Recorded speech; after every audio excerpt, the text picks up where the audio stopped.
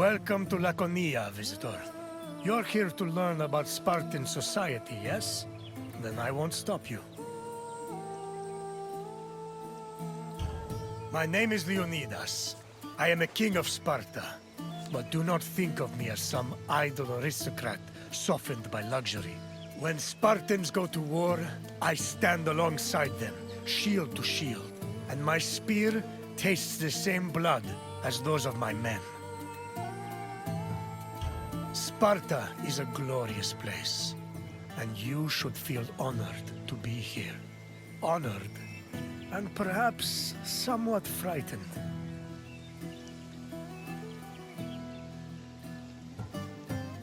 Sparta had a unique hierarchy, especially compared to the rest of Greece. Everyone had their place, and you will soon learn what those places were. I will find you again once your visit has ended. Until then, visitor.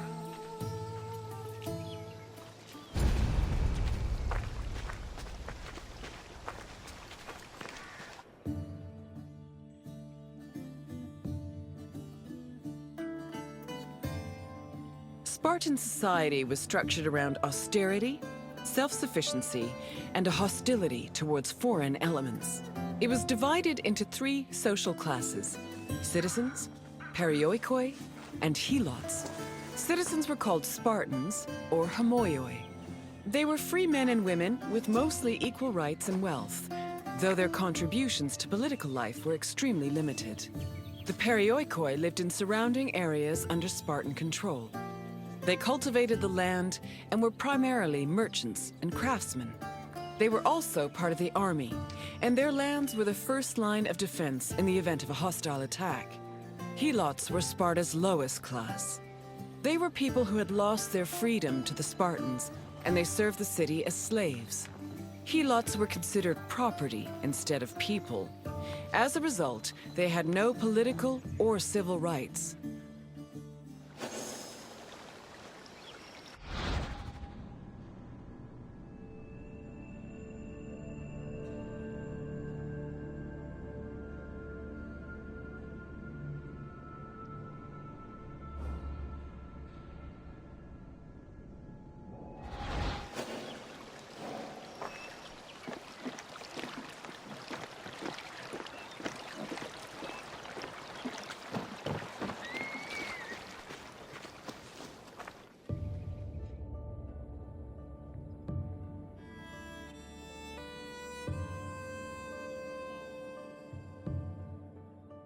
Helots made up the majority of Sparta's population.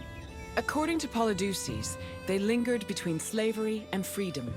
Two elements made Helots differ from other slaves. They were allowed to form their own families, and they were publicly owned by the city of Sparta instead of private citizens. Because Helots were deemed public property, they could not be sold as merchandise. They mostly worked to cultivate the land, but also fought in wars alongside the Spartans. While they gave the fruits of their labor to Sparta, they also kept a fair part of it for themselves. This practice allowed some Helots to make enough money to buy their own freedom.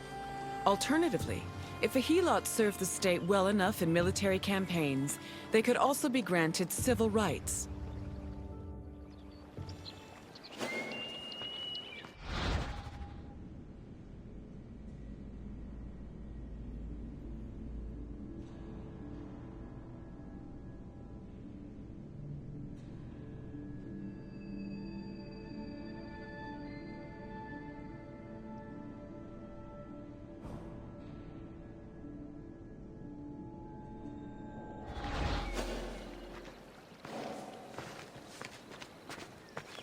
Soy Petios.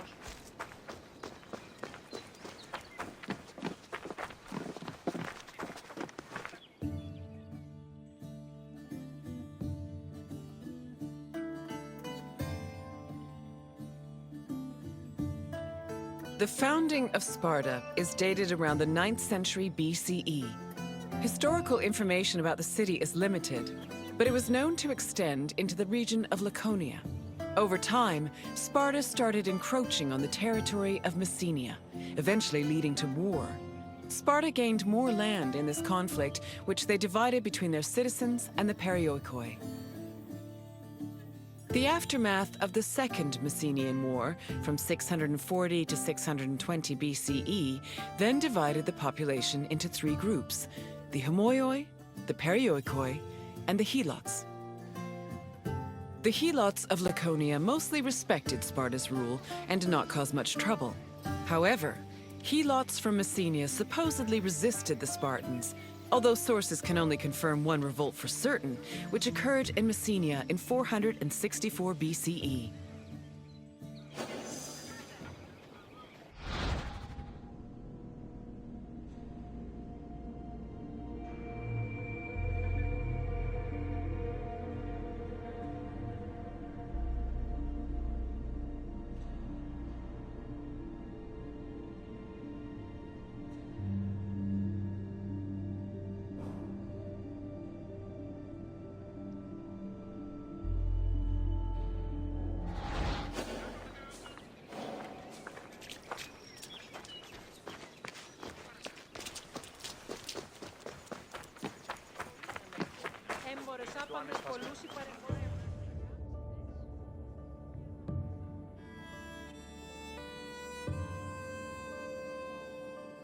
During the 5th century BCE, Helots were quite active in the army, especially during the Peloponnesian War. They served as hoplites on land and as rowers during naval battles. In both cases, they gave Sparta an important numerical advantage. For every Spartan on the battlefield, there were at least 7 Helots. Although many ancient sources say Spartans had a hostile relationship with Helots, they were much more likely to treat them better in times of war. For example, when 300 Helots and 120 elite Spartans were captured by Athens during the Battle of Sphacteria in 425 BCE, the Spartans promised the Helots their freedom if they served them well in combat. Similarly, around the same time, the Spartan general Brasidas fought a battle alongside 700 Helots. Impressed by their courage and loyalty, Brasidas later freed them all and allowed them to join the Perioikoi.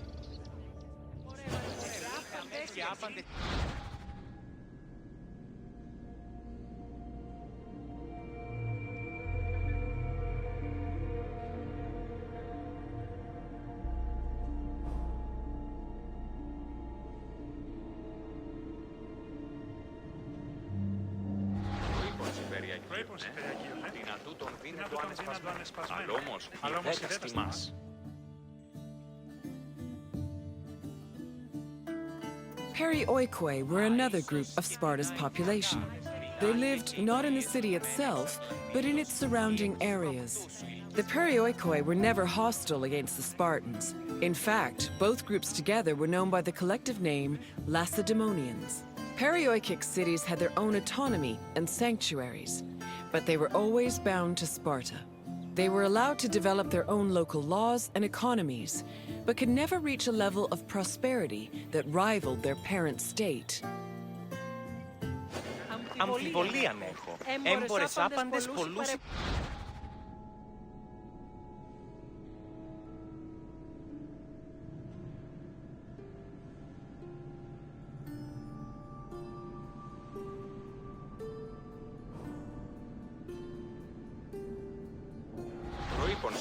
Προείπων Σιπεριακίων, δυνατού τον δύνατο ανεσπασμένο. Αλλά όμως ιδέτας τιμάς. Ίσως και συναϊκιακά πινάκια και οι εξατλαντικές. I see you finished. I hope you have a better appreciation for Spartan society. Nothing we do is without reason, and every man, woman, and child has a role to play. What would you like to do? Is that so? Then let us begin. During which battle were Helots promised their freedom? Yes, in the Battle of Sphacteria, a group of elite Spartans promised to free their accompanying Helots if they helped the Spartans during a siege. Next question. Which of the following is another name for Spartan citizens?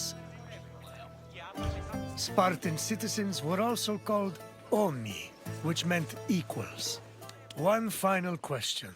Which Spartan general freed 700 helots? Correct. Brasidas freed 700 helots as a reward for their exemplary military service. You passed. I'm impressed. Then you may leave. Farewell, visitor.